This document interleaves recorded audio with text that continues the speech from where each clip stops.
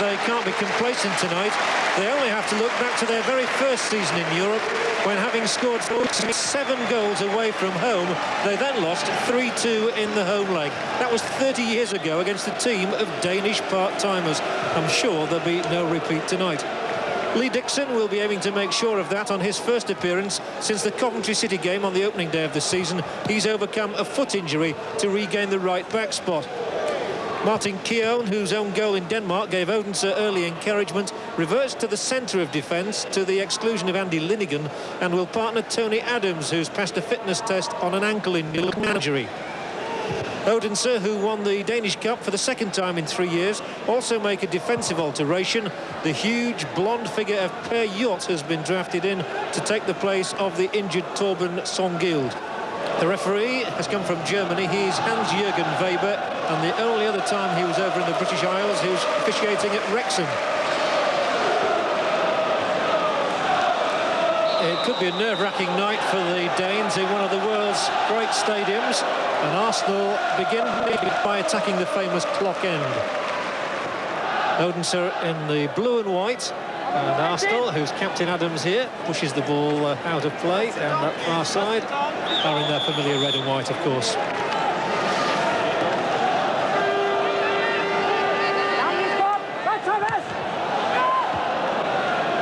Will look to release Wright and Campbell, of course, with their tremendous pace, and there were problems immediately there for Hemmingson. In the end, he had to put the ball out. And the first cross of the night is cleared easily by Detlefsen, and there's a nice, comfortable catch, almost like a fielder on the boundary edge for Lars Høeg. Danish international goalkeeper George Graham looks pensive, doesn't he? Very thoughtful for the time being. And that's a free kick.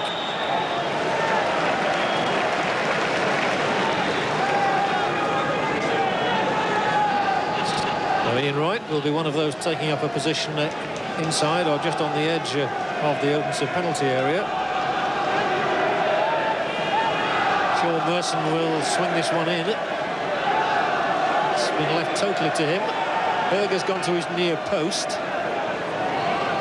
Both Keown and Adams are up there. Adams lurking around the back post. And Merson floats it. Oof, dearie me. Campbell was very close to a critical touch. And Høeg, very unhappy, I think you could say, with the defenders in front of him. Here it is, you see, and the keeper standing his ground and then coming for it before Campbell got the touch. And now the goalkeeper has committed a free kick by holding on for too long. And that is poor goalkeeping from an experienced man. Høeg played for Denmark in the 1986 World Cup finals in Mexico. He ought to know better than to do that, to a man of his experience. So this free kick gives Arsenal a tremendous opportunity. As you can see, it's 3 or 4 yards inside the Odense penalty area.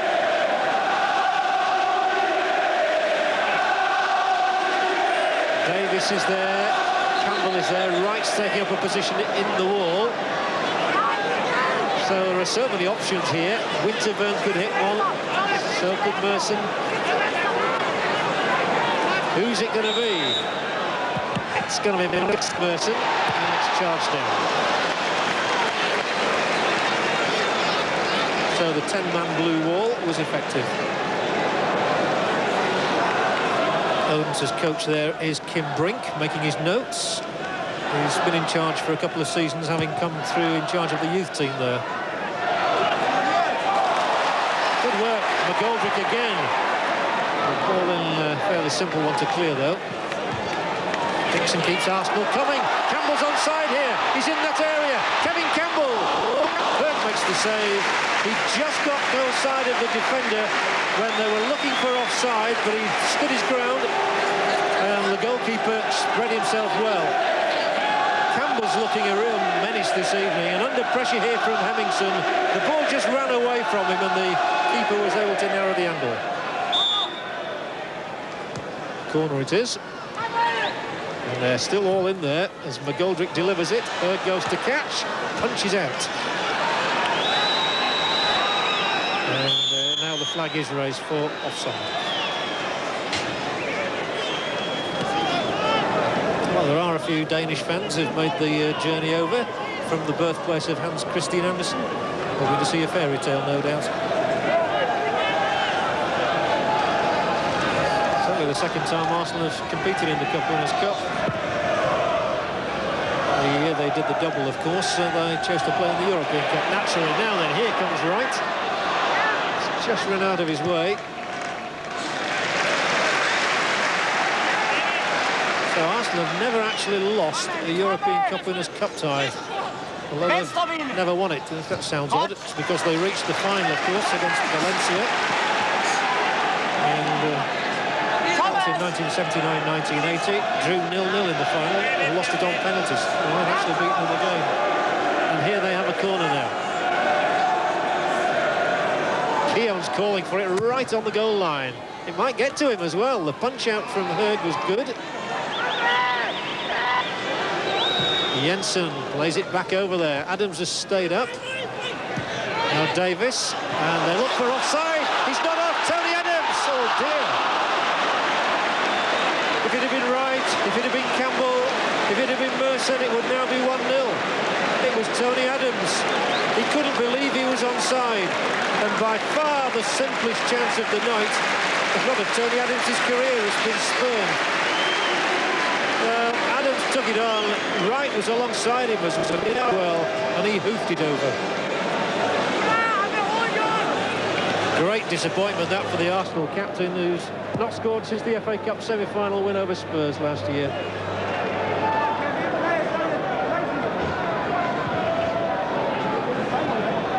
The Goldrick switched flanks and is trying to get the better of his opponent and wins the corner. McGoldrick got fed up of waiting for the ball out on the right, so he decided to do something about it and switch to the left. The Danes would be upset with that now if they conceded a goal and survived for so long. But here's Adams, looped onto the top of the net. That's more like Tony Adams, of course, so we're used to seeing him in that sort of position with the ball landing on his head in the penalty area. And he didn't even have to climb very high for that. He didn't climb at all, in fact, just over. Well met again by Keown, who's been like a rock tonight. And Merson is here. Building down the right again with Ian Wright. Again, they get bodies around him. They certainly know all about the England striker. They've combated him well. Now, here's Charmy. He can run at them. He's got Torrup on his left. Still Charmy, fed it through for Nielsen, and Nielsen got all the way through and then found Seaman denying him a goal. And that again is a clear warning to Arsenal. It's all smiles now, but David Seaman wouldn't have been smiling if he'd been picking that one out of the net. And Alan Nielsen, who's a tremendous worker and a good runner who gets into good positions, took it on from Charmy then and hit the shot straight at David Seaman. I'm sure they have been just a little lax tonight at times, Arsenal. Always that danger of complacency creeping in when you've won the away leg. Dixon, and Davis, and McGoldrick. He's the one who looks on his mettle. He tries to get around Yacht, goes down, and it will be a free kick. Much as Yacht protests that the Irishman did a little dive, the referee has voted in favour of the free kick against the Dane. And the chant is, come on you Reds. Arsenal want that one goal tonight which would stretch their advantage unassailably. Here it is! Campbell!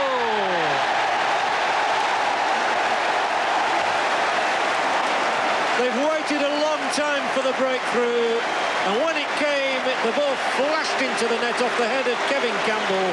It smiles around Highbury now as Campbell gets his 6th of the season, and it's surely the one that's going to be good enough to take Arsenal into the next round of the Cup Winners' Cup. You won't get a more positive header than that. Campbell, who scored against Benfica 2 years ago, has responded just when Arsenal needed him most.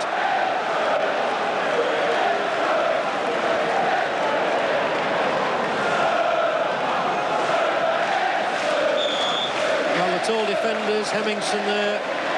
And Yorks couldn't do anything about that.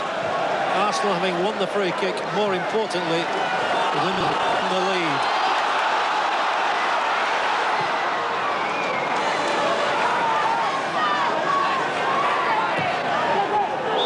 Goldrick is caught.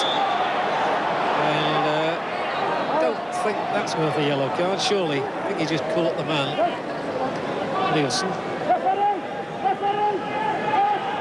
That was a fair decision.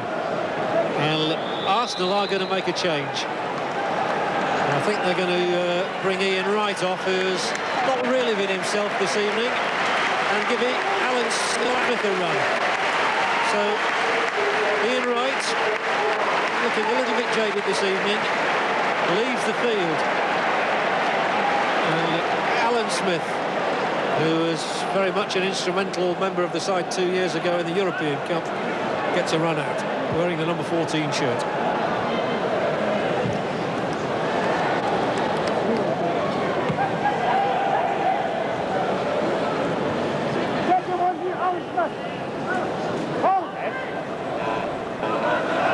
There is Smith, first time. It's a good touch from him as well, and here might be a goal. Campbell inches off it. Well, Alan Smith played his part in that move, which nearly produced a second for Kevin Campbell. Good ball in again from McGoldrick. He really has troubled them all night, and that's how close Campbell was.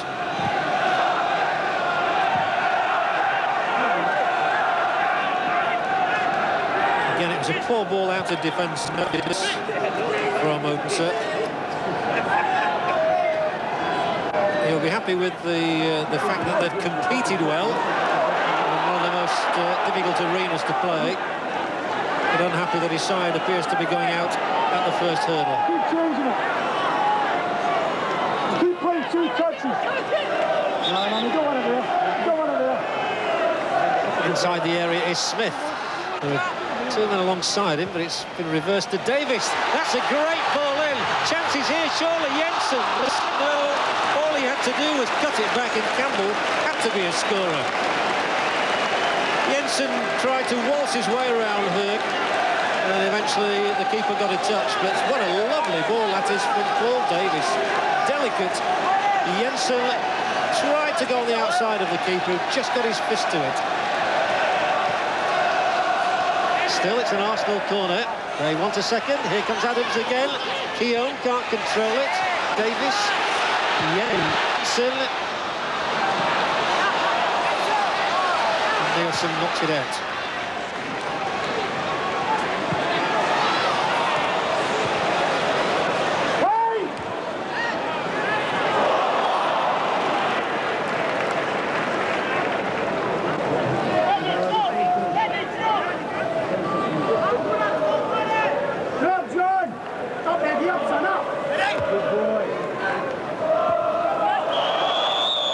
Another free kick Arsenal's way.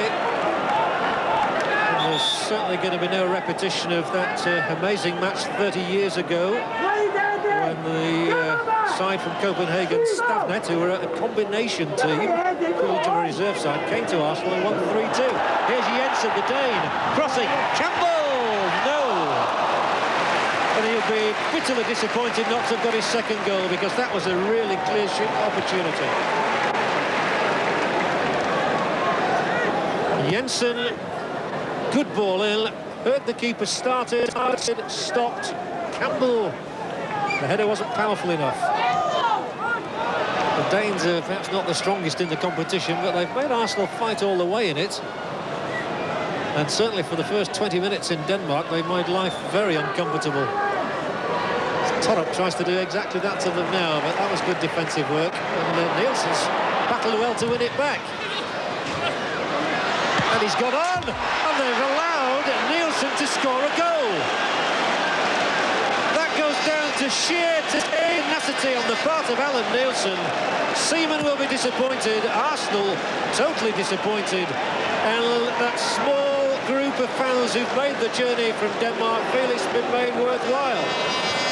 By Alan Nielsen's goal, Torrup there, seemed to have lost the impetus with the move, but then Nielsen won it back off Jensen, went on, the ball ballooned in the air off Keown, Seaman checked and wasn't too sure, and Nielsen was just allowed to run on and tuck it inside. And now at the other end, here's Alan Smith.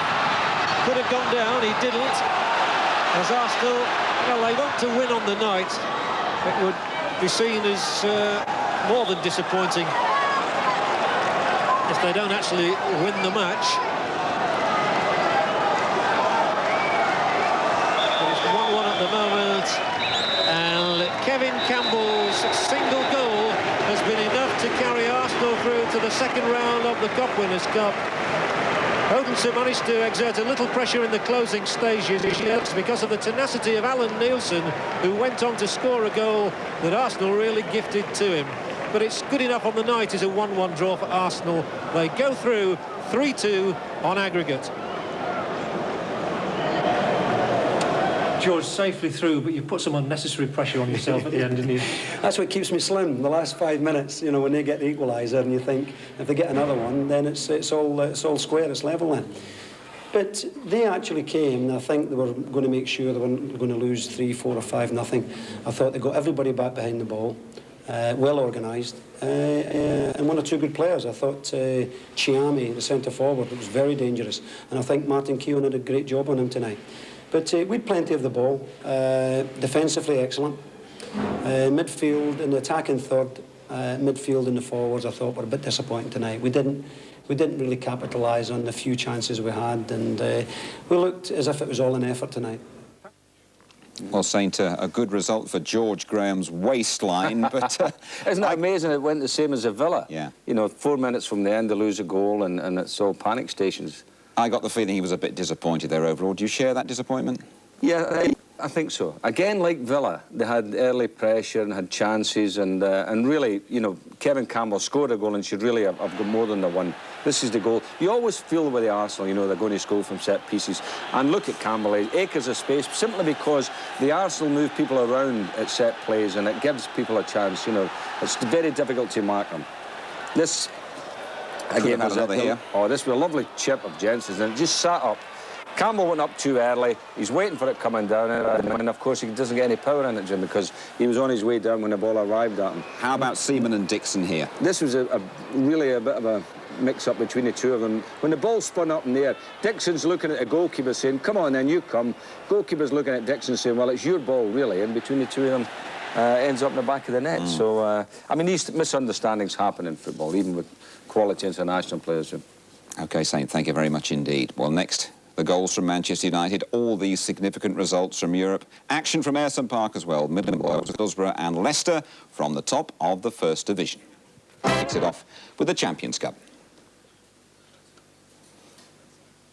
Cork City 0, Galatasaray 1, 3-1 to the Turkish champions on aggregate. FC Copenhagen 4, Linfield 0 after extra time. The gallant Northern Irish go out, but it was very close. Copenhagen only forced extra time with a goal in the last minute. Levski Sofia 2, Rangers 1, 4-4 on aggregate, but Rangers go out on away goals. Nikolai Todorov, the Bulgarian international, got the winner for Levski in the 90th minute, just when it looked as though Ian Durrant's goal was set to take Rangers through. Manchester United 2, Honved 1, as we've seen. In the UEFA Cup, Aston Villa 2, Slovan Bratislava 1. Celtic 1, Young Boys of Bern 0 after extra time. An own goal from Alan Bowman after 106 minutes won it for Celtic. So one half of Glasgow is still in Europe. Vitesse Arnhem 0, Norwich 0. Norwich comfortably through after that very impressive first leg. And in the European Cup Winners' Cup, Aberdeen 4, Valur 0, 7-0 to Aberdeen. Arsenal 1, Odense 1, Shelbourne 1, Panathinaikos 2. In the Ensley Insurance League Division 1, Middlesbrough 2, Leicester City 0. Middlesbrough go top. The goals from that one coming up. It was a bit of a surprise at Ayresome Park, really. Middlesbrough hadn't won in 4 league games. Leicester had won their last 4 all away, but Middlesbrough, with Josh Hendry having one of his better nights, always looked the more likely. And 32 minutes in, Hendry's clever flick and Paul Wilkinson's left foot got them the goal They'd been threatening. A win would have moved Middlesbrough level with the leaders Crystal Palace, but they needed another goal to go above them to the top. And midway through the second half, Hendry thumped in his 9th of the season. Middlesbrough, the new leaders, Leicester drop to 4th. Gabriel, thank you very much indeed. Saint, a brief comment from you on what we've seen tonight? I've enjoyed it. I thought United played very well. I was happy for the Villa and, of course, Arsenal as well. It's nice to see our boys getting in there. Disappointed about Rangers. I thought you might be. Thanks for your company, Saint. Well, the next big football date here on ITV, a fortnight's time. October the 13th, England's World Cup destiny will be decided in Rotterdam. Holland against England, the whole match, it's live.